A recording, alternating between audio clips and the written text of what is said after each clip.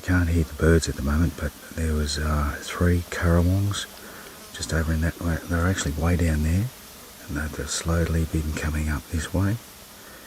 Very upset, and a parrot as well.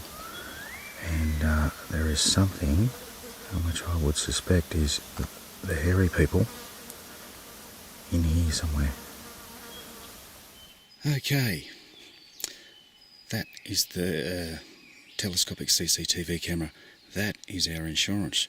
That is the telescopic plot watcher, and that's a telescopic plot watcher as well.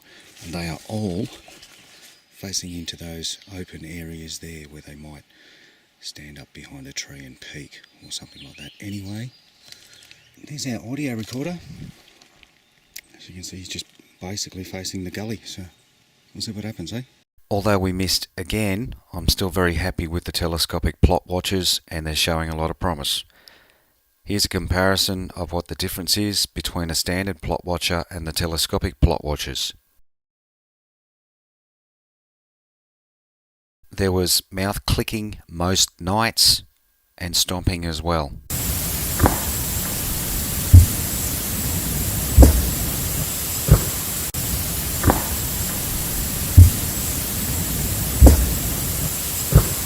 On the second night, something hung around for the entire night, circling the recorder, approaching and running away.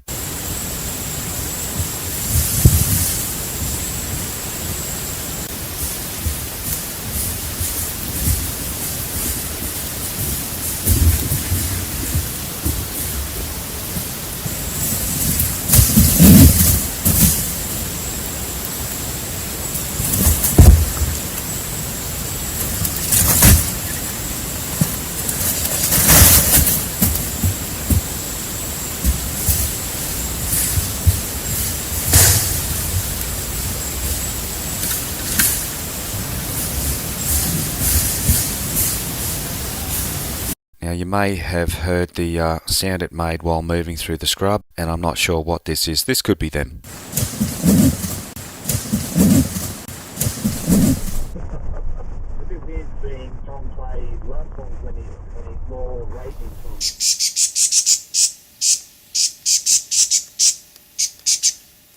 Okay, we're back out here again, obviously.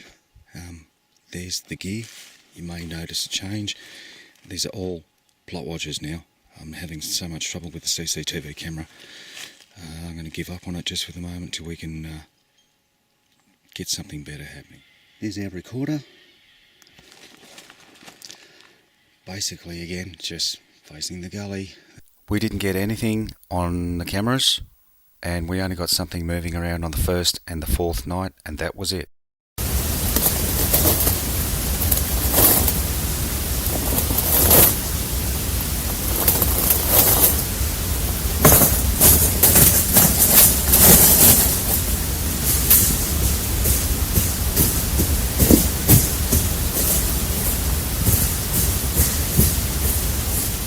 Now I need to show you something. It's footage from video number 29, and it shows a wallaby doing its thing, but in the background is the audio recorder.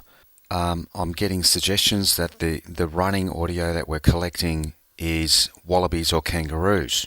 So if kangaroos and wallabies are so interested in the audio recorder, why is this one totally ignoring it?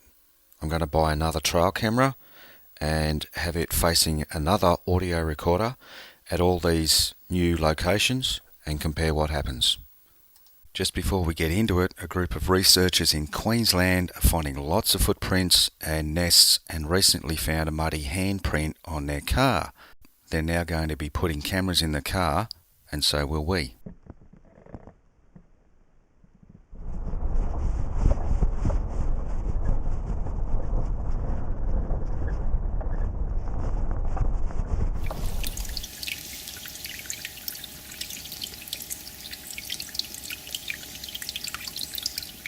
Okay, we're back out here. It's been 6 weeks. There's been a number of problems which I've just got to fix. Now, mainly the CCTV camera, which has been out of focus. So I've had to permanently fix the camera itself into position. The other two problems is I've taken 2 plot watchers off the 360-degree view, which is a nuisance, so I've had to wait for 2 more cameras. The other problem is finding places to put the cameras. So I've made this, what would you call it, a platform to stick all the cameras on. We now have a 360-degree view.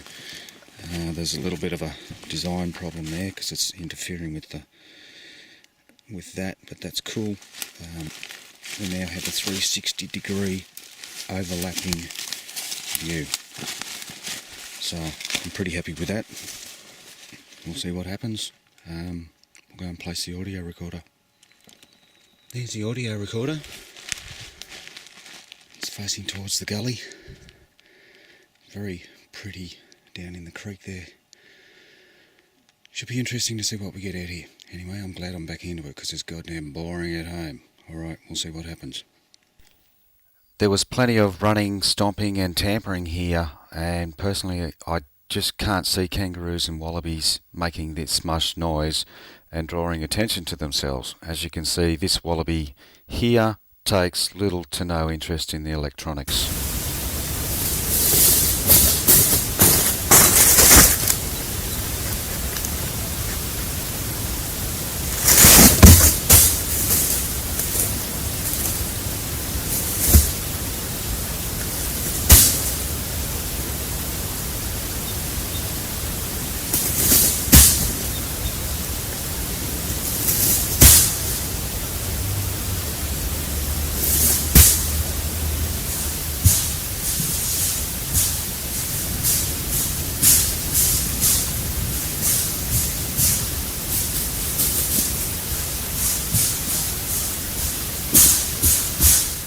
There was also tampering, and we collected a vocalisation with the tampering that I've never heard before, and I don't know what it is.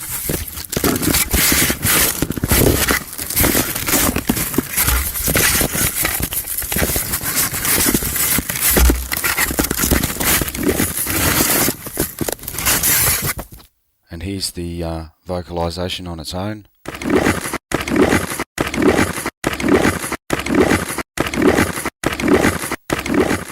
The telescopic plot watchers and CCTV camera didn't pick up anything this time, but everything seems to be working well. We collected 2 separate moving blobsquatches on the 360-degree system, which I believe is highly likely to be what we're looking for. This one appears to be peaking from the furthest distance possible, which makes complete sense to me. One day later, we collected the interesting one, which appears much closer. What looks like a black head pops up for one shot, and in the very next shot a currawong appears and doesn't leave for 14 minutes. Now if that's the head of a yowie, then the currawongs may very well follow these guys around.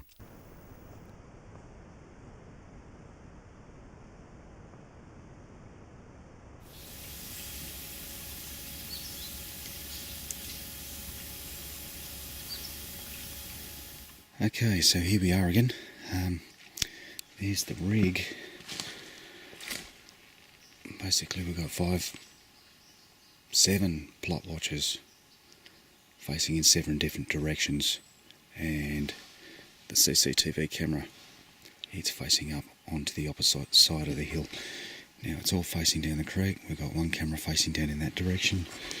We've got one camera facing a gap through the trees down that way, and we've got the CCTV camera facing a gap in the trees there, so hopefully we'll get something. I'm not holding my breath though. Anyway, I'm going to play the audio recorder.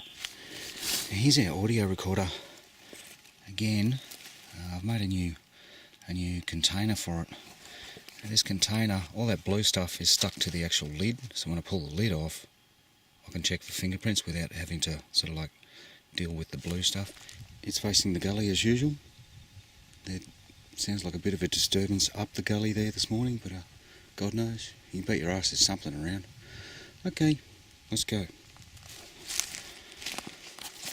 Not a whole lot going on here in the results department, but some interesting stuff anyway. The first night there was branch breaking and what sounds like rock throwing. Have a listen.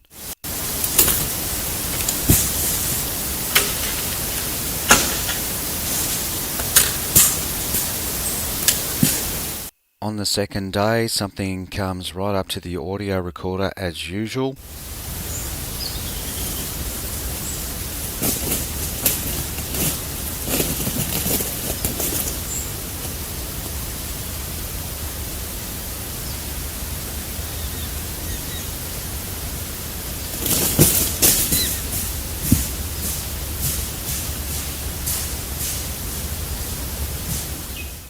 Only one telescopic plot watcher picked up anything. Firstly, something black moving along the ground.